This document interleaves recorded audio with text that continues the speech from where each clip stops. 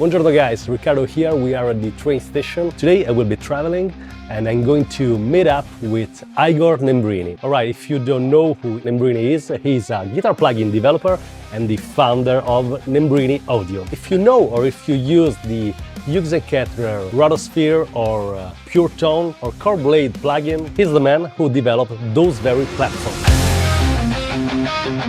With Igor, we are going to talk about his history, about Nembrini Audio, about Hughes Kettner amps, of course, and what is the process to realize guitar plugin. I mean, very likely you use them, I use them for sure, but I don't really know technically what is the process to realize a guitar plugin. So it's gonna be very, very interesting. I still have a couple hours on the train, so better I use this time for something cool. Let's practice.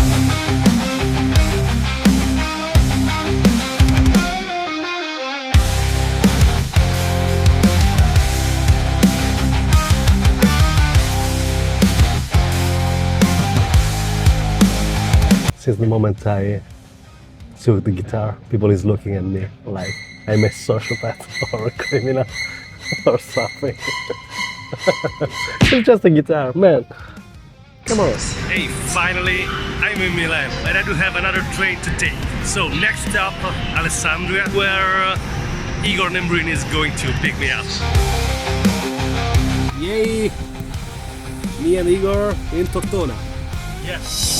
Okay, here we are at the Nembrini headquarters with Igor. This is Igor. First of all, thanks for welcoming us and for hosting us. And you know, it's so interesting to have a chat with you. Okay. And because you know, us, the guitarists, we always use amps and plugins at the same time in different situations. Yes. This is the first time I had the chance to talk with a developer, with somebody who really knows how to do this sort of things, and to me it's sort of like a magician thing. Like, okay, how is it possible that I click this and I do have the sound of this amp or this pedal and so on. So it's so interesting to chat together. Igor is the head and founder of Nembrini Audio. He realizes plugins since years, right? Yes, yes. And almost more than 10 years. 15, pretty much. All right, 15 years. As you probably know, he is the developer of the Hughes Kettner plugins. I would like to talk about your history. How did you start this, I don't know how to call it actually, plugin programming, digital creativity thing, and how your history led Hughes Kettner to contact you and to develop the plugins we are going to mention in 1 minute. Okay, my story starts from, of course, my study in electronic engineer. In between, I always played the guitar, like a semi-professional musician in Italy, where I live, and I started to work in industrial automation, and this bring to me to put together my musician experience, and I put online free plugin, and Brain was contact me. I started my journey also with Universal Audio, and I developed for them many of famous plugins for Angle, Friedman, Sur and Ampeg. Probably for this reason, Hughes Kettner noted me and contacted me to develop their amplifier. Of course, now I have my company, Nembrini Audio. Are those Hughes Kettner plugins the exact replica of the actual amp, or do you have a kind of Nembrini flavor that you put over all of your plugins? Of course, the amplifier, the amplifier the plugin has to be equal as possible to the original amplifier. This is because they want to put their brand on it. Of course, in the plugin there are more features which are not present in the real amplifier, like cabinet emulation, effect, post-effect, pre-effect, stonebox. In this part, I had more flexibility to insert more Nembrini audio flavor on it. The big question, Igor, this is more from a musician point of view. And I know it's going to sound like a silly question, but it's not silly. How guitar plugins are made? I mean, what do you have to do to develop a guitar plugin, and specifically how the Hughes Kettner plugins are made? The guitar plugin, they are completely programmed in standard C++ language to be fast for real-time processing. I personally start from the schematics to analyze the important part of the schematics and replicate by modeling technique. Many parts of the amplifier are sampled. I'm using a hybrid technique, which is modeling and sampling. Sampling, I mean profiling. Oh, okay. Sampling is kind of the same concept of profiling. I profile some part of circuit, and model other. I combine them. And after, when I have the model completely done, there is the fine-tuning. The fine-tuning is the part where the real amplifier is matched with the plugin with A/B test. This is the most important part because is where all imperfection are come out and necessary to fix. Now let's talk a bit about the actual Nembrini / Hughes Kettner plugins. Let's start from the Puretone plugin. Okay, this one is made after the Puretone amp, which we have here, and we are going to do an A/B test in real time. Igor's guitar is plugged both to the amp and through a DI to the plugin. And this is an A/B switcher, as you see. We wanted to show how similar and I would say identical the actual amp and the plugin are. We have the green light, as you see, this is the plugin. Red light is the amp. I manually will be flipping the two, and I recommend to use headphones or a good pair of monitors in this specific part of the video.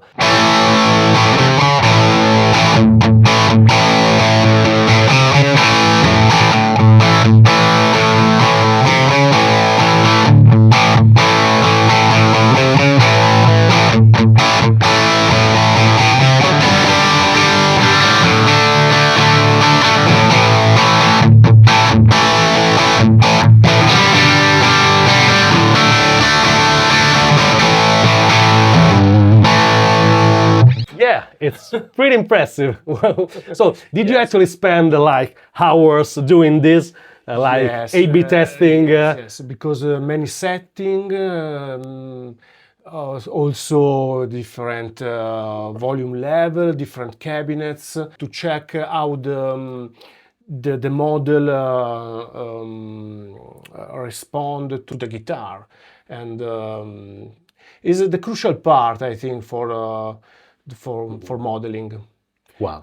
Yes, I think the mixing of profiling and modeling nowadays is the good solution because you can use the plugin like a real amp. A typical profile is just a shot of the determined setting. The modeling mixed profiling is the complete amplifier in your hand. Oh, let me say something. For you lucky guys, the one of you that own the Puretone amp, the Puretone head, there's a nice story about this and your specific plugin, because you know Hughes Kettner sent Igor the very last unit they had, and it was a modded unit, so it's not completely standard. This one was modded to increase the gain, so the plugin has a bit more distortion than the actual amp, the regular amp. So if you notice this difference because you are a lucky one that has the Puretone at home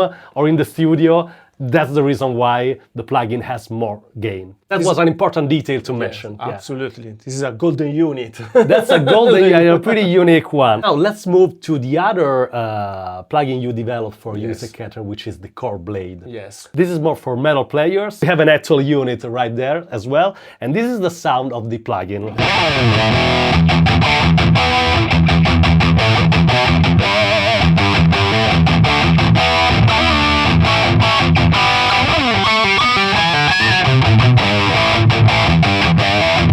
That's the sound of it, and there were no effects or nothing, just distortion. It's a very fun plugin to play and very responsive and feels like an amp.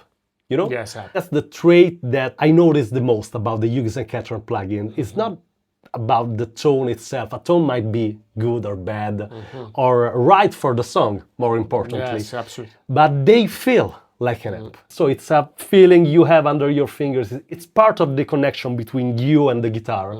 I mean, to me, the entire musical instrument, guitar, is also the amplifier. Yeah, absolutely. And in this case, with the plugins, with those plugins, is basically the same. I don't feel any difference, and they are fun to play. Yes. Most importantly. I think because are done by the guitar player, I think is the key. Because yes, it's important to have a good technique skill. I mean, technique in the way of development. But it's important to play because it is an instrument, musical instrument, and it is important to have the feel. Turn down the volume and feel the guitar respond like respond a real amp.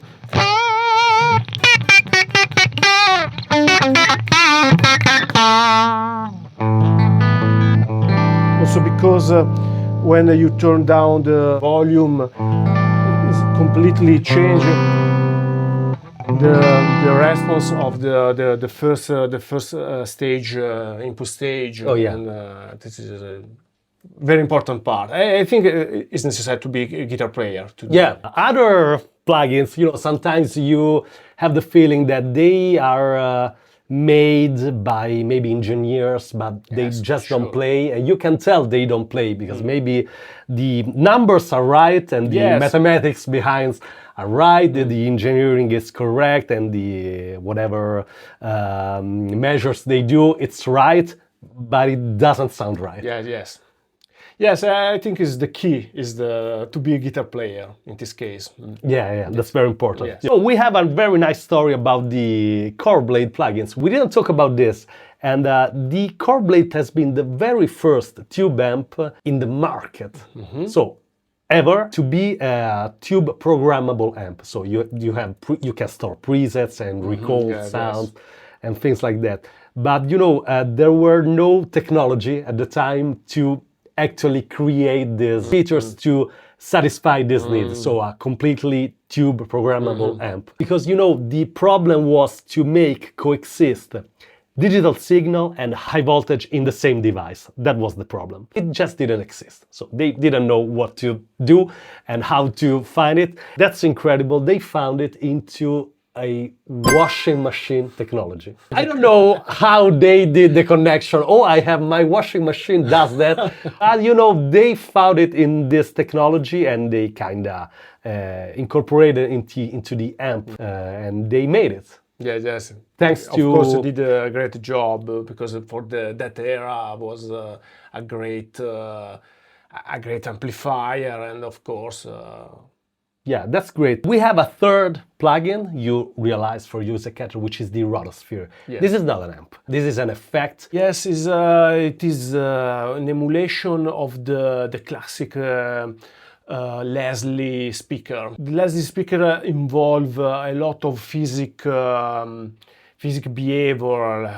We have this speaker which is connected to the engine, which turn around, and with the Doppler effect create this kind of... Yeah, basically it's a speaker spinning around itself. I did the emulation of another emulation. Hughes Kettner did the emulation, electric emulation of this behavior. Of this physical behavior. Yeah. With the Doppler, emulating the Doppler effect. I did the model, of course, of this electric stuff. Also, they introduce a very nice preamp section, which created some kind of very nice distortion. It is very suitable for keyboards, and not only for guitar, but also for keyboard and Also, for example, drum, for tom, like all this kind of Jimi Hendrix feel, and it's very, very useful. And this preamplifier, also of course, the Doppler effect emulation. I did from the schematic all the model, and like I do for the amplifier, I do the profiling. The correct word is profiling today. Profiling, and I matched it with the modeling and the hardware. Wow, super interesting. It's worth to be mentioned that this device is used not only by guitarists. It's an effect that can be used in very different situations. And to give you an idea, guys, Joe Bonamassa uses it, or Don Airey from Deep Purple uses it. So keyboard players or guitar players, you can apply it pretty much wherever you want. Yes. Right? And in the plugin format is basically like a stump. Yes. You just place it before or after an amp, wherever you want in your signal chain. So it's not specifically made for guitar or guitarist. This is very important. Since we are talking about this, let's play it. Please, Igor.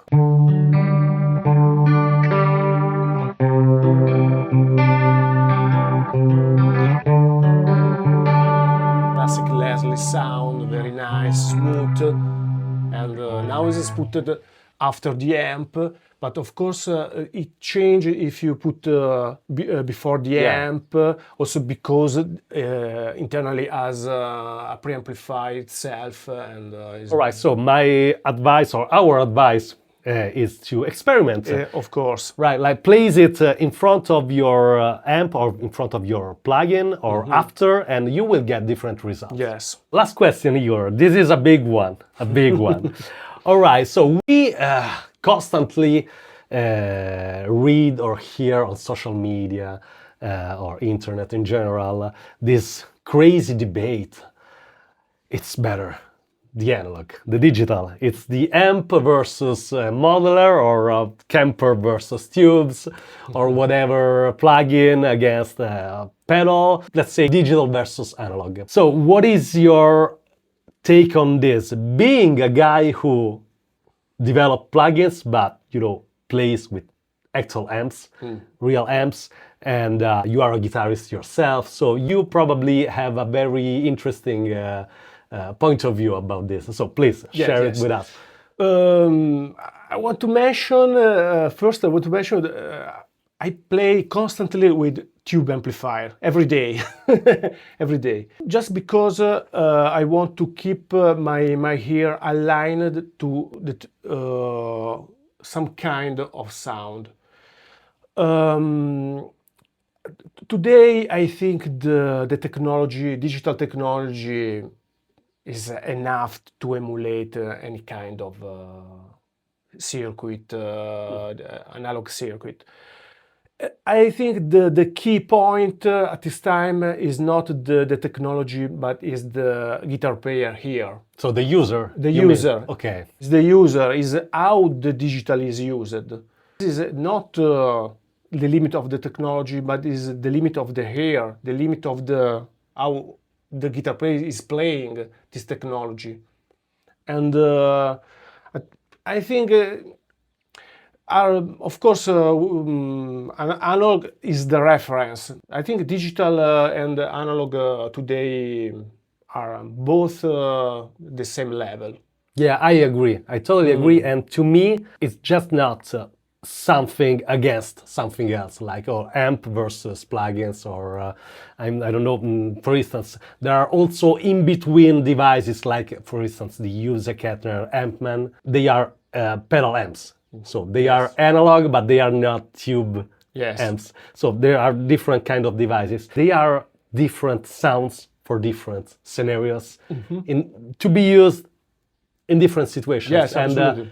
I don't think one is better than the other. Of course, if you are like I was yesterday, if I am on a train and I want to practice, it's pretty impossible that I can turn up a tube amp. Yes, yes. But you know, I had my laptop, headphones, and guitar, and that's it. I was practicing in the train. Super useful, super convenient. Or maybe you were working in your home studios or pre-productions, or sometimes, very likely, productions, real productions. I mean, I think nowadays the majority of pop music we listen on the radio is, if there is a guitar, it's digital. It's a plug-in, But because digital, if you are know how to use, you have the flexibility to record the DI and change the sound after. Of course, you can do it also with amplifier, but you have to put a microphone and everything else. And there are different. This different is not always worst. Can be better in digital because it depends. It depends of the production and everything. And this is the key point, I think. Yeah, I don't think if you use an amp, then you cannot use a plugin. It makes no sense to me. Yes. Or vice versa. So it's, I guess it's cool to use all of them. Yes, absolutely. All of them. Yes, all of them. I mean, I love tube amps, and that's my... Yes, me too. My first... tons of tube amps. That's my, and will be forever my first choice. If I can use a tube amp, I prefer. Yes. But if not, doesn't mean that my tone will be not good enough, or I will have less fun, or I will be less, satisfied about the tone. Yeah. Thanks, Igor, for staying with us. If you have any questions, feel free to leave a comment. Hope you really enjoyed this time with us, talking about plugins, nerding out a lot. We did that big time. All right. Thanks, Igor. Thanks. Bye-bye. See you next time. Okay. Bye, guys. Bye, Ciao. guys.